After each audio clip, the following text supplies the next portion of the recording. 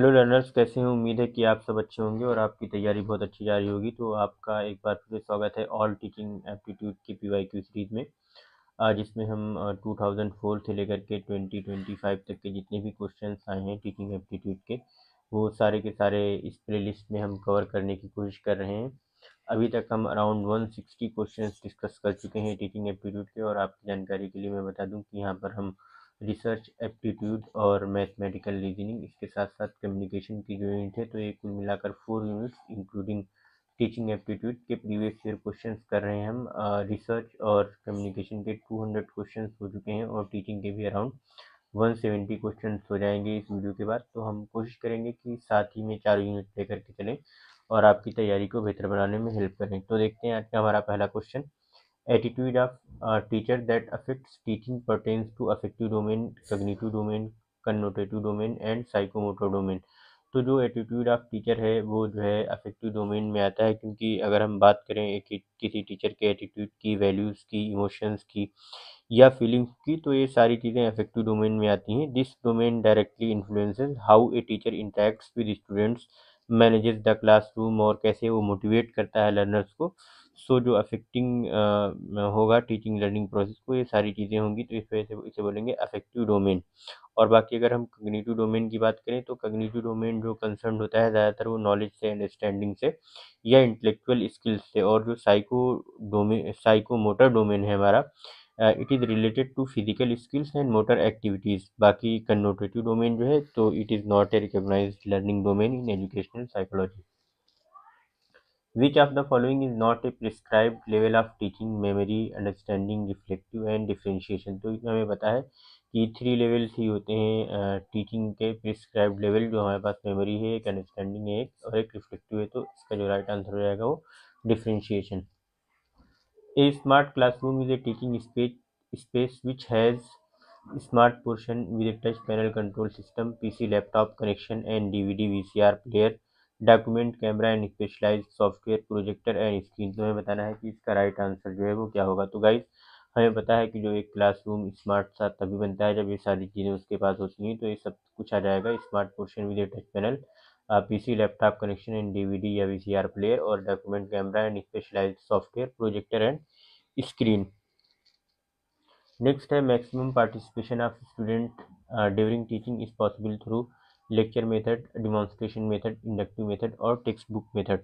तो इसका जो राइट आंसर होगा वो इंडक्टिव मेथड, बिकॉज हम जानते हैं कि जो मैक्सिमम स्टूडेंट पार्टिसिपेशन होता है वो तभी अकर करता है जब लर्नर्स एक्टिवली इन्वॉल्व हो लर्निंग प्रोसेस में। लर्निंग प्रोसेस में एक्टिवली इन्वॉल्व होंगे तो ये इंडक्टिव मेथड कैसे होगा? क्योंकि इंडक्टिव मेथड जो होता है वो इंकरेज करता है स्टूडेंट्स को ऑब्जर्व करने में, एग्जाम्पल्स को डिस्कस करते हैं स्टूडेंट्स, इसमें पैटर्न क्रिटिकली थिंक करते हैं और फिर जो है जा कर के जनरलाइजेशंस पर पहुंचते हैं through their own experiences, leading to high engagement and participation. जैसे कि जो इंडक्टिव और डिडक्टिव रीजनिंग होती है, इंडक्टिव और डिडक्टिव रीजनिंग कई बार हम डिस्कस कर चुके हैं, दोबारा से मैं बता दे रहा हूँ कि इंडक्टिव और डिडक्टिव में क्या होता है कि जनरल टू पार्टिकुलर चीज़ें जाती हैं, कि पहले थ्योरी होती है फिर आप पार्टिकुलर एग्जाम्पल्स के थ्रू उसको समझते हैं।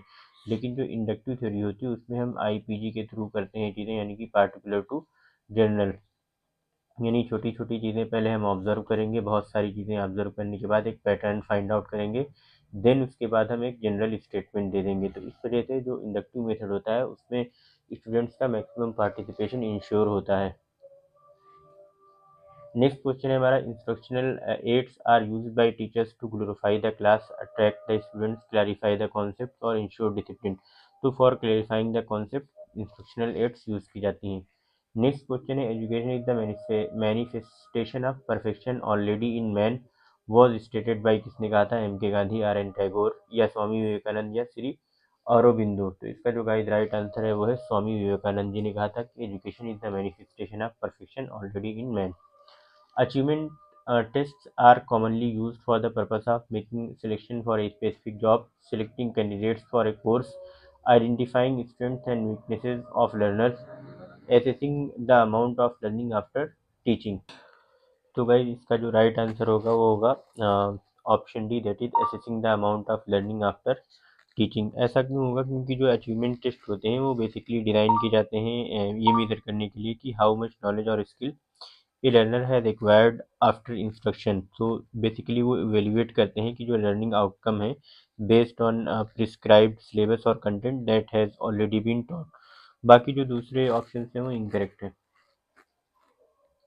नेक्स्ट क्वेश्चन है diagnostics evaluation ascertains students performance at beginning of instruction या फिर learning progress and failures during instruction, degree of achievements of instructions at the end, causes and remedies of persistent learning problems during instruction. तो इसका जो right answer है वो option D है, causes and remedies of persistent learning problems during instruction. क्योंकि diagnostic evaluation में ये होता है कि आप जब किसी स्टूडेंट्स को पढ़ा रहे हो या क्लास में जब आप पढ़ा रहे हो तो जब भी कोई फेलियर अगर कर रहा होता है, बच्चों को चीज़ें समझ में नहीं आ रही होती या किसी और तरह की जो डिस्टर्बेंस होती हैं या कह लें कि डिज़ायर्ड लेवल ऑफ आउटकम आपको नहीं मिल रहा होता है, तो आप उसके कॉजेज़ को फाइंड आउट करते हैं। देन उन कॉजेज़ को ख़त्म करने के लिए कोई ना कोई रिमेडियल मेजर अपनाते हैं, टीचिंग मेथड में चेंज करते हैं, स्टाइल में चेंज करते हैं या कोई टेक्निक में चेंज करते हैं, तो उसे बोलते हैं डायग्नोस्टिक इवेल्युएशन।